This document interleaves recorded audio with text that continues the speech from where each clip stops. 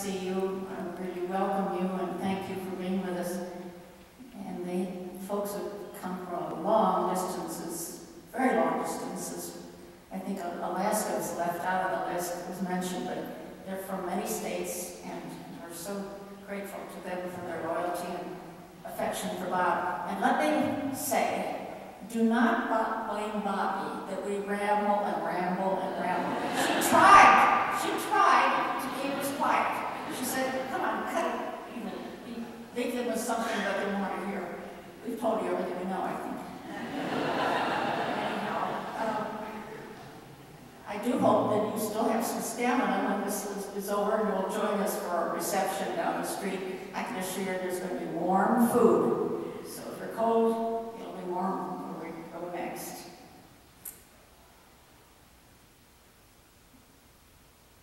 The final point I want to mention is that Trina's put together a lovely little booklet, and you'll be given that as you leave. It's a memento about. I want to talk about what I consider his steadfastness, that quality, and as it came about in his private life and in his public life. Bob and I met on a lousy October Saturday in 1943 after a football game at Northwestern. Minnesota was here playing. After the game, the sorority house where I lived and belonged had an open house. This was very common in the war years for people to extend hospitality a great deal to the military. So it was very common for people to come in after a game or after anything and have be entertained by the host and the family or the organization, whatever. We've long since forgotten who won that game. Was it Minnesota or was it Northwestern? We don't know. But we do think we were the winners because we met them, and within about 10 minutes, he put me on a pedestal and he never came out. I was there all our relationship, all our life. He was so loyal and generous in letting me do what I wanted to do, say what I wanted to say, join what I wanted to join, work, not work, whatever. It was just a lifelong devotion, very steadfast. He manifested this quality, though especially well, in public life, and we've heard a lot about his public life. He really had a strong commitment to peace and to social justice. It's a lonely place to be many times, being an advocate for those kinds of changes in society that aren't always welcome. People had excuses for not participating. You know, they didn't have time. I can't take the time to join an organization and get involved. My plate is full. Or, I don't know enough about the subject. I don't have the expertise.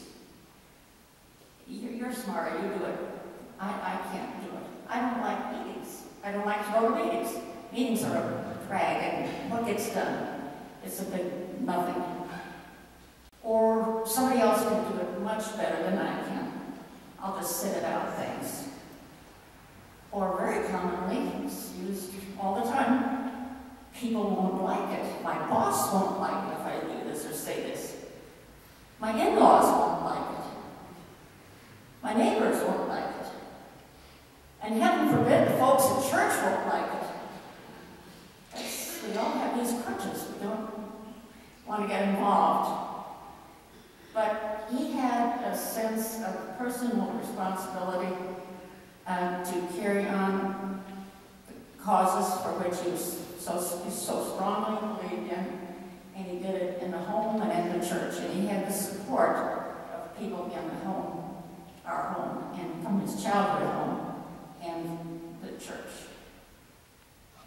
Not necessarily formally in the church, but in the teachings of the church. He felt that to be fully human, you had to make real tough choices. You had to they weren't sympathetic or understanding. I'm going to read finally a couple of verses from a hymn in this hymnal I'm carrying with me, and they happen to be written by the same poet who wrote the flower poem that Stuart just quoted. This one's based on the hymn called Once to Every Man and Nation.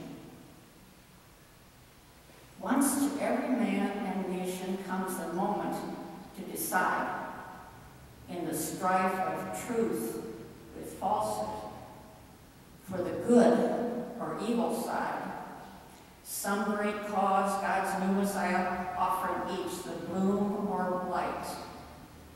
And the choice goes by forever, twixt the darkness and the light.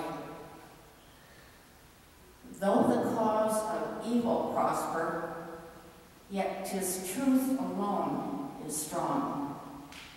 Truth forever on the scaffold, wrong forever on the throne.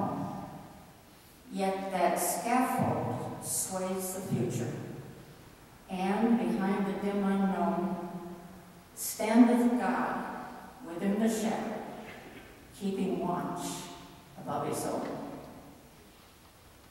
Amen.